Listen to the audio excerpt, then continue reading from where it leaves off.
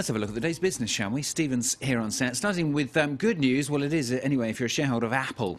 Broken a pretty impressive record in its latest results, hasn't it? Yeah, that's right. The iPhone maker reported the biggest quarterly corporate profit in history. Apple made $18 billion in the 3 months to the end of December. That's mainly been boosted by an explosion in iPhone sales. These figures put Apple in line to perhaps take back its title as the world's biggest smartphone maker from rival Samsung. Josh Vardy has the details. Not only the largest profit in history, but a vindication for Apple CEO Tim Cook. For the past 3 years, he's faced questions over whether he could successfully take the reins of the tech company after the death of its co-founder Steve Jobs in 2011. In the 3 months up to December 2014, Apple reported the largest ever net income of any public company. $18 billion, or around 15 billion euros. That figure's been buoyed by a 46% jump in iPhone sales. Cook says that demand for the iPhone has been staggering and that he never expected the latest model of the smartphone, the iPhone 6, would be so successful. Neither did many others in the tech world. Cook came in for criticism at the release of the biggest screen model in 2014 when users reported the phone would bend in pockets. Others suggested Apple was lagging behind competitors like Samsung, whose big screen phones sold particularly well in Asia. But the figures showed that Apple could now have cracked the Chinese market, recording $16 billion in revenue from there, a 70% increase from this time last year. The only loser in the Apple stable appears to be the iPad tablet. Demand continues to fall for the relatively new product as people move to cheaper alternatives and existing customers choose not to upgrade. So has that affected Apple shares then, Steve? We saw their shares in after-hours trading rise by almost 6% in the American market. It's actually helping things here in Europe today at the open as well. We're seeing technology firms getting a bit of boost in trading today, particularly one of Apple's suppliers, ARM, doing quite well at the open. Positive start, as you can see, across the European markets, all of the main indices opening in the green. Here in France, the advertising firm JC Deco has seen its shares open up more than 2% after a better than expected fourth quarter. Well, over in Asia, the stock markets had started out in the red on the back of some disappointing corporate results from other companies in the United States. Things certainly taking a turn for the positive sense, though, except for the Shanghai Composite. News coming from China just in the past few minutes that it's expected to reduce its growth objective to around 7%. So we'll see how that affects things in trading, probably more likely tomorrow.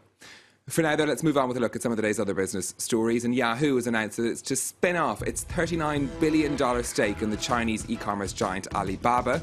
The news sent the company's shares up 7% in after-hours trading on Wall Street, but it presents a new challenge for Yahoo, which has been struggling with falling revenues.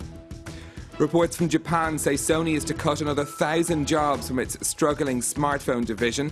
The Japanese electronics giant expects the business to lose almost $2 billion in this financial year. It comes on top of another 1,000 job cuts already announced by Sony.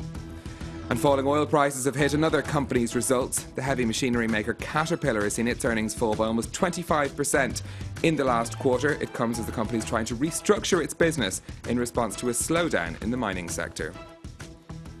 Got a French story for you now. Some more bad news, I'm afraid, on unemployment here. Yeah, the number of people out of work here in France rose to a new record high of almost 3.5 million in December. The monthly figures from France's unemployment agency rose by 0.2%. It's not great news for the French government in particular. They've targeted reducing unemployment as one of their main priorities. Let's listen to what the Finance Minister Michel Sapin has been saying about this on French radio this morning. In the economy, it's up to all businesses, large and small, to create jobs. It's also at a European level. The ECB have said to France that we need to reduce hiring costs. What I've done with the law, which is starting to bear fruit, is to make firing of less than 10 people less complex for businesses, but also to make sure the employees concerned aren't left insecure. We need to, we should, and we have already made much needed reforms, and we will continue to do so. Now then, this next story, Stephen's going to work very hard to explain to me. I'm too old for this. A crowdfunding campaign for a new card game has broken records on the website Kickstarter. Yeah, so crowdfunding is the idea where everyone gets involved in backing a project. And this project, called Exploding Kittens, was being developed by the team, including the artist behind the online comic The Oatmeal, very popular, shared a lot on Facebook. But it's attracted the biggest number of donations in Kickstarter's history. There are now over 106,000 people backing this campaign. They've given more than $4 million. They were only looking for 10,000 to create it. But the idea is if you're backing the campaign, you'll get one of these card games sent to you. This is their promotional video, which is fantastic for the game. The idea is that you're dealt cards which include exploding kittens, and if you get an exploding kitten card, there are other cards that can counteract that, like, for example, laser pointer or catnip sandwich cards. The whole idea, very much in the theme of Oatmeal's drawings online already. Judging by the preview video, it's going to be a surefire success. It looks a lot of fun. I'm not sure I'd want to be dealt an exploding kitten myself, though. Well, thank you, Stephen. Well explained as well. Thanks a lot.